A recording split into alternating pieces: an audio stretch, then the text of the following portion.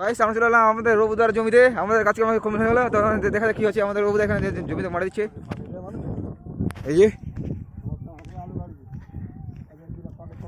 এই যে আমাদের রবুদা বসে আছে এখানে, একদম জমির ফিনিশিং এ আলাদা একদম।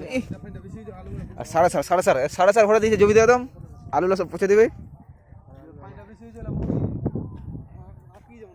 তো এই যে আমার দাদা, তো দাদা কি কেমন আছো আজকাল?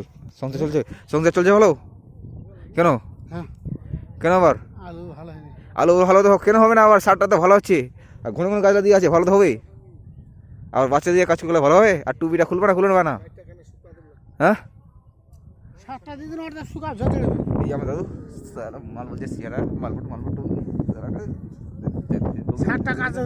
পকেটের পয়সা আছে, পকেটের পয়সা জন্য বেড়াচ্ছে না, দাড়ি টাড়িগুলো কলক পড়ছে না, বলছে বের বাড়ি যেতে হবে।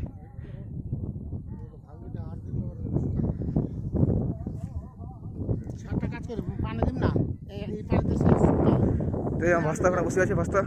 তো চলো ভাস্তার এখানে যাওয়া যায় একটু।